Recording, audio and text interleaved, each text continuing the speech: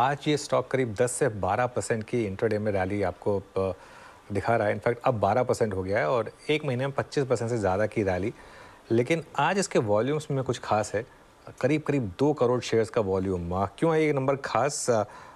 मतलब 1000 करोड़ का वॉल्यूम। सुमित के पास चलते हैं। Sumit, good afternoon. Good afternoon. देखिए, हिंदुस्तान जिंक और चाइना का डेटा जो आया है, जिस नंबर को भी बाजार अभी रीड कर रहा है कि एक अच्छी डिमांड आ रही है और उसके दम पे शायद हिंदुस्तान जिंक चलता हुआ दिखाई पड़ रहा है। लेकिन कुछ इंटरेस्टिंग नंबर्स देखिए आप पहले। एनएससी का नंबर लेकर, एनएससी और बीएससी दोनों के जो आंकड़े हैं उसके लिहाज से देखेंगे तो करीब करीब 1000 करोड़ रुपए के आसपास का कामकाज इसमें अब तक हो चुका है। बहुत स्ट्रॉन्ग वॉल्यूम के साथ यहाँ कामकाज हो रहा है।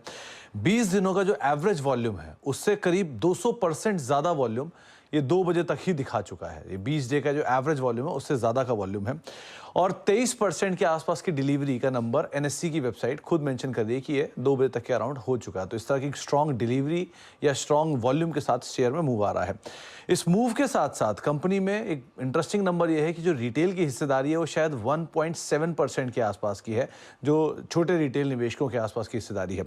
इस कंपनी में जो हिस्सेदारी का एक आंकड़ा है वो भी लेकर आई है। करीब करीब 65% के आसपास प्रमोटर की हिस्सेदारी है और क्योंकि ये सरकार से खरीदी हुई कंपनी है तो सरकार का भी इसमें रेजिडुअल स्टेक अभी बाकी है। तो रफली 64.92% के आसपास की हिस्सेदारी है प्रमोटर की।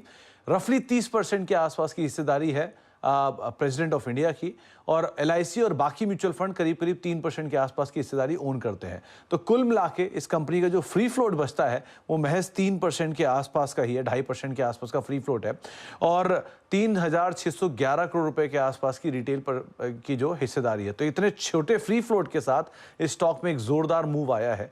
तो वॉल्यूम भी इसीलिए ड्राइव हो रहे हैं और छोटा फ्री फ्लोट भी है और साथ साथ चाइना का जो नंबर है ये तीनों का टेलविंड कर एक साथ कामकाज कर रहा है। उसके दम पर स्टॉक में आज एक बड़ी अपमूव आते हुए दिखाई पड़ रही है। तो इस लिहाज से भी आज स्टॉक पे नजर रखेंगे। काफी सारी चीजें दरअसल इस स्टॉक के फेवर में आज जाती हुई। आशीष, कोई टेक्नो फंडा पर्सपेक्टिव है क्या हिंदुस्तान जिंक पर?